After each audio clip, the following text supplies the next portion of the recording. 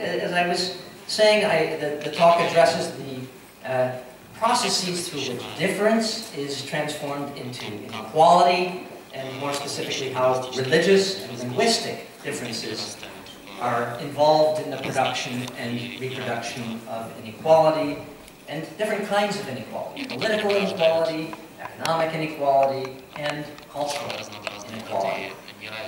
The territory that I explore in this talk is part of a larger territory that I am beginning to write about. I'm hoping to write a book on the social organization and political expression of cultural difference. The book would focus on language and religion as the two most socially and politically important domains of cultural difference. And it would focus more specifically on linguistic and religious pluralism, arguing that these two modes of pluralism are experienced, they are interactionally negotiated, they are culturally elaborated, they are socially organized, they are legally regulated, and they are politically contested in very different ways. So these are two different modes of pluralism or difference: religious pluralism on the one hand and linguistic pluralism on the other hand.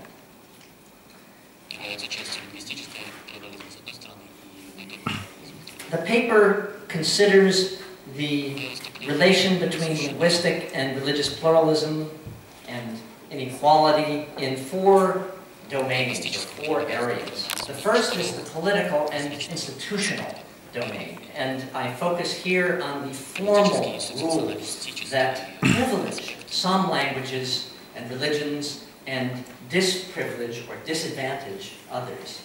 The second domain I'll talk about is the economic domain, and here I will be concerned with the processes that confer differential economic value on different languages and religions.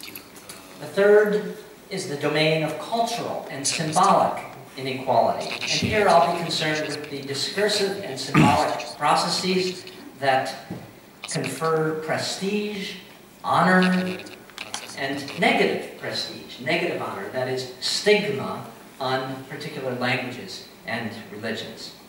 And the last area is the domain of informal social relations.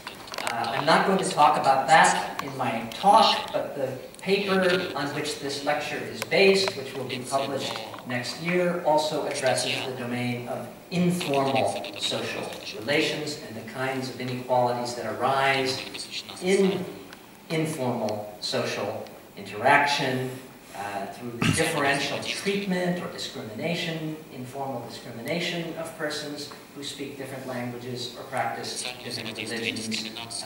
Also the way in which linguistically or religiously differentiated networks entail differential access to the resources that are contained in those networks. So I'm going not to talk about today the informal social relations, but I will talk about the political domain, the economic domain, and the cultural and symbolic domain in turn, and then I will try, in conclusion, to tie those three domains together. To keep things manageable, I limit my attention to the modern era, and I focus primarily on Western liberal polities and societies, though I will make some comments in passing about the Soviet Union and its successor states. I want to say a little bit about what I mean by the modern era. I mean a set of changes, a set of transformations that have fundamentally changed the political, economic, cultural, and social significance of both language and religion, and especially of linguistic and religious pluralism. One of these developments is the development and global diffusion of the modern state. What is a modern state? It's one that's characterized by direct rather than indirect rule. It's characterized by intensive interaction and communication with citizens. It's characterized, and this is perhaps the most important characteristic, by universal public education of citizens. It also involves a public sector that provides large numbers of jobs. And lastly, the modern state is characterized by an ascending formula of legitimacy. That is, authority is understood as arising from the people in some sense, not as descending from God. So that's one aspect of the modern era, the modern state, with implications for language and religion. A second aspect, which is very connected to the first, is the development and diffusion of nationhood and nationalism as the prevailing way of imagining political communities and of legitimating independent statehood. A third is the emergence of an increasingly urban, mobile, literate social order and a correspondingly fluid division of labor. And all three of these developments, that is the development of the modern state, the development of nationhood and nationalism, and the development of an urban, literate, mobile social order, all three of these make language a crucial form of cultural capital, a central focus of personal and collective identity, and a key terrain of political struggle. A fourth development of the modern era is on a more abstract level, and this involves the emergence and increasing differentiation of a series of more or less autonomous and self-referential spheres of life, each with its own constitutive values, frames of reference, and causal dynamics. So, for example, as the political sphere, and the economic sphere, and the scientific sphere, and the artistic or aesthetic sphere, and the legal sphere become more differentiated and autonomous, religion also becomes an autonomous, differentiated, and especially, but not exclusively in the West, to a considerable extent, a privatized sphere of its own. Now, I want to emphasize that, of course, religion never becomes fully privatized, even in the West, and the claims of public religion, claims to organize public life in certain important ways, challenge the idea that these other spheres, the political sphere, the economic sphere, the legal sphere, should be fully autonomous. Public religion challenges the idea of autonomous, fully autonomous spheres. Still, if you look over a period of 4 or 5 centuries, over 500 years in the West, what you see is a striking change. That is, while language over 4 or 5 centuries, but especially in the last century and a half, while language has become much more central to public life and much more politically contentious, religion has become less central to public life and less politically contentious, but notwithstanding the obvious resurgence of public religion in the last 2 or 3 decades, and despite the fact that understandings of nationhood remain, in many contexts, deeply permeated by particular religious traditions and the secular legacies of those religious traditions. So over 4 or 5 centuries, you see a much greater importance of language and the diminishing importance of religion in the Western polities. But in the last 2 or 3 decades, you see a return of a politics of public religion. A further aspect of the modern era that's relevant for my topic is about the expansionary economic, political, and cultural dynamics that have generated linguistically and religiously heterogeneous polities. This happens through conquest, through colonization, and other forms of state building that have brought heterogeneous populations under a single political roof. And in a world characterized by vast between-country economic and demographic gaps, of course, large-scale international migration is continually generating new forms of both linguistic and religious difference or heterogeneity. By regrouping and redrawing boundaries around heterogeneous populations, and by internalizing heterogeneity within political units at a moment in world history in which states are beginning to problematize heterogeneity and to move towards understandings of polities as more tightly integrated, more homogeneous in certain respects. These processes that I have been describing have transformed what you might call latent or potential heterogeneity into manifest heterogeneity. And they've made possible new forms of inequality. That is, when languages and religions exist in relative isolation from one another, of course they never exist in absolute isolation, but when languages and religions exist in relative isolation, they are not unequal. The problematic of difference and inequality, that is linked to forms of cultural difference, comes into being precisely when different languages and different religions are brought into regular and intensive interaction under the same political roof, and when the tightly integrated state, whether it's the nation state or, as in the former Soviet Union, a tightly integrated multinational state, when the nation state or the tightly integrated multinational state emerges as a dominant model of political organization.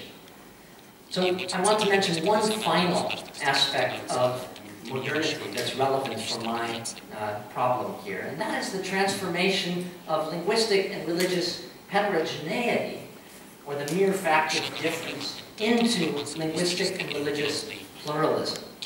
What do I mean by this? Well, in the domain of language, I mean the transformation of dialect continua into standardized, codified, bounded, recognized languages. So dialect continua in the Slavic language area, in the Turkic language area, in the Germanic language area, in the Romance language area, in the Arabic language area. We have these zones of continuous dialectical variation, which then, in the course of the last couple centuries, become transformed into separate and distinct languages. And something similar happens in the domain of religion, where fluid and variable traditions of religious practice become transformed into a set of standardized, codified, objectified, recognized, distinct religions. Now, of course, in reality, the picture is not so neat. And any linguist or any sociologist of religion will tell you that there are many forms of fluid and transitional practice, there are many forms of creolization and hybridization. But what's interesting is that in both the domain of language and religion in the modern era, popular understandings of language and religion see the world as divided into distinct, bounded languages and into distinct, bounded religions. And that is a modern development.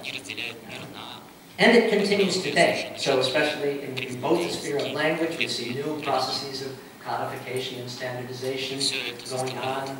For example, in the former Yugoslavia, where we now see 3 languages emerging: Bosnian, Serbian, Croatian, and so on. And it goes on even in the sphere of religion, as well as processes of objectification and standardization and reification are still going on, creating a heightened self-conscious awareness of religions as distinct and bounded entities. So both language and religion come to be understood as fields of categorically distinct rather than continuously varying cultural practices.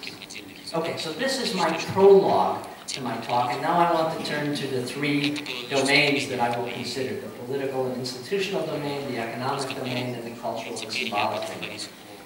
I begin with the political and institutional domain, with the obvious fact that states often identify quite strongly with particular languages or particular religions, or both. Now, under conditions of perfect cultural homogeneity, that is, if you imagine a situation where the boundaries of a polity coincide perfectly with the boundaries of linguistic and religious communities, then the identification of a state or a polity with a particular religion or language would not create inequality, because inequality presupposes heterogeneity or difference. And while no modern state of any significant size is anywhere near perfectly homogeneous, some modern states are, of course, relatively homogeneous, either linguistically or religiously or both. But what I want to note here is that such relative homogeneity may be produced by the erasure or destruction, sometimes violent erasure or destruction, of earlier forms of heterogeneity or pluralism. So the point, the analytical point that I make here is that extreme forms of inequality can be self-liquidating. They can abolish themselves, in a sense. In the destruction of heterogeneity through assimilation or through expulsion or through mass murder destroys at the same time the socio-demographic foundations for certain forms of inequality. So this is obviously the case, say, in ethnic cleansing and genocide, but also in the case of large-scale language death, what linguists call language death, which has massively reduced the linguistic diversity of the world. Language death results from extreme forms of linguistic inequality, as languages that are supported by state power and by great wealth confront languages associated with neither power nor wealth. And this inequality has been so extreme that it is self-liquidating. That is, as languages have disappeared, as small languages have died, so too has the particular form of inequality that was responsible for the disappearance of those languages. And less extreme forms of linguistic inequality can be self-liquidating as well. That is, if linguistic pluralism is not continually replenished through ongoing immigration, then intergenerational linguistic assimilation in countries of immigration may erase the specifically linguistic inequalities that are characteristic of post-immigration settings. So just to put that a little bit maybe in simpler terms, in a migration context, migration generates linguistic heterogeneity or difference. It also generates linguistic inequalities. But if then there's no further migration, if we see intergenerational linguistic assimilation, not only the heterogeneity disappears, but the inequality as well. Now, I'm interested here not in extreme or self-liquidating forms of inequality. I'm interested rather in more routine and relatively stable and chronic forms of inequality. In the political domain, routine and chronic forms of inequality arise above all from a very mundane and obvious fact, namely the fact that public life is conducted in one language or another. States, that is, necessarily operate in and through language. And this is all the more true as the activities of states become more communication intensive. Modern states cannot help but massively advantage people with certain language repertoires and disadvantage others in their capacities as students, as clients, as recipients of services, as citizens, or as prospective public employees. So language repertoires become an important determinant of life chances, and the rules and practices that govern the language of public life become chronically and pervasively politicized. And this points to a key difference between language and religion. While language is a necessary medium of public life, religion is not, at least not in the same way. Public life, and I mean by public life things like public discourse, public administration, law, the operation of courts, the police, education, media, public health services, even the signs on the streets, all of this operates not just in and through language in general, but in and through particular language, or a very small set of languages.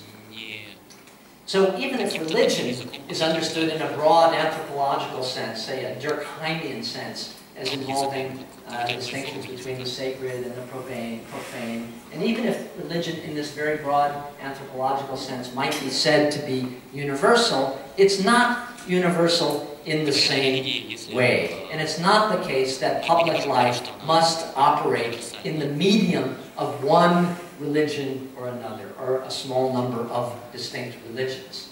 Now, it's true that the ideal of complete neutrality of states in matters of religion is now widely recognized to be a myth.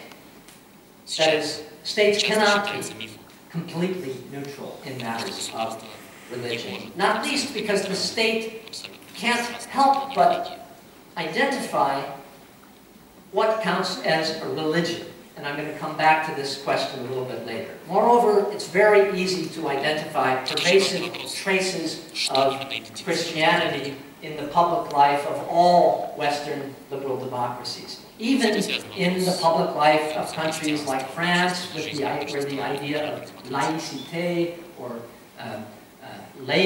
a lay state without religion, where that ideal is very articulated, or even in the US, where the idea of the separation of church and state is strongly expressed. Even in these countries, it's very easy to see important traces of religion in public life. You can only need to think about the organization of dates according to the Christian calendar, or the organization of holidays, or the privileging of Sunday as a day of rest.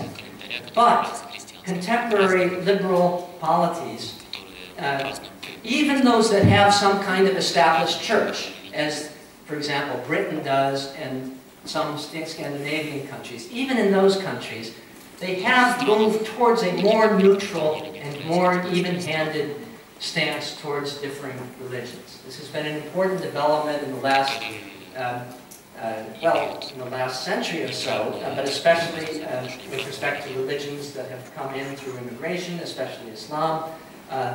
This is a development of the last 2 or 3 decades. These moves have been contested,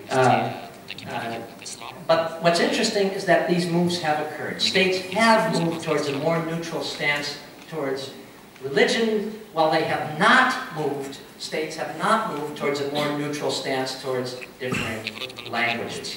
The state can approach neutrality in the domain of religion, even if pure or complete neutrality is a myth, but the state can't even approach neutrality with respect to language. So my argument is that the conditions of possibility for neutrality differ sharply for language and religion. So I want to consider here 3 kinds of inequality that are generated within the political and institutional sphere by policies and practices that privilege particular languages and religions and disprivilege others. The first is unequal opportunities for specifically linguistic or specifically religious expression or activity. The second is unequal opportunities for extra-linguistic or extra-religious goods and opportunities for people with different linguistic repertoires or different religious institutions. And by the second, I mean unequal access to things like jobs or citizenship or positions in the university. And the third kind of inequality I want to consider is unequal opportunities for the intergenerational transmission of linguistic or religious identities from one generation to another. So the first kind of inequality, that is an inequality in opportunity for specifically linguistic or specifically religious expression or activity, arises when states impose some kind of restriction on specific forms of linguistic and religious behavior. Now, in liberal states, private linguistic and religious conduct enjoys strong legal protection, and much public conduct is protected as well. And I want to focus on the public sphere, because public can mean different things. So, for example, with respect to language, you may have the right to speak a minority language in public, in a public place with other speakers of that language. But you may not have the right to communicate with public officials in that language, for example, or to receive schooling or other public services in that language, or even in some contexts you may not have the right to display commercial signs in that language. Now, in other contexts, including here, of course, those rights to public communication in more than one language do exist, and I'm going to talk about that in a moment. But I want to here highlight a key difference between language and religion. Since language is a universal medium of social interaction, speakers of minority languages are compelled to use the prevailing language or to rely on translators or interpreters whenever they need services or whenever they need to engage in some kind of interaction that takes them outside of the sphere of minority language speech. Now, how often this is the case depends on the context. It depends on the extent and range of what some sociologists have called institutional completeness or structural pluralism. That is, it depends on the extent and range of parallel minority language institutions, such as hospitals, or schools, or media, or stores, or service providers, or churches, or clubs, or economic niches, and so on. So in some contexts, we see fully separate institutional worlds in more than one language. In other contexts, we see only minimal institutional opportunities available in a minority language. Religion, the situation is different, because except for people with very deep and serious religious commitments, religion is more sectoral or compartmentalized. That is, it's not a universal medium of interaction. And this makes religious life more self-sufficient than linguistic life, in the sense that you can lead your entire religious life among co-religionists. You don't need to go outside of the sphere of persons in your religious community in order to lead your religious life. But you can't lead your entire linguistic life in many settings inside the sphere of people who speak your language. You may have to go outside that sphere, and this is because religious life is, again, more compartmentalized for most people, whereas linguistic life is, since language is a universal medium of interaction, it's crucial for anything that you want to do, any social activity that you undertake. Now, I should note an exception to this, that is, for people with very serious religious commitments, then religion may indeed be understood as not a separate sector, not compartmentalized. Religion may in fact be understood, in a sense like language, as a universal medium of action and interaction. That is, for people with extremely serious religious commitments, it's important to be religious at every moment, right? And that's an important part of what serious religious commitment involves. Now, I want to note here another key difference between language and religion in liberal states, and this is that religion enjoys much stronger legal protection thanks to the strong institutionalization of the principles of the free exercise of religion and the principle of equality and non-discrimination between religions. But there's a qualification to this, and that is what counts as religion. The expansive protections and rights for religious practices and organizations have generated struggles to define and demarcate the sphere of the religious. Let me explain what I mean by that. The power to define what counts as religious gives states some leeway to get around, to circumvent norms of free exercise of religion and non-discrimination between religions. I'm going to give you an example of this. France recently, as some of you may know, France a couple of years ago banned the wearing of the face-covering niqab in any public place, and it did so by defining this as non-religious, by defining this as a cultural practice, not as a religious obligation. So only by defining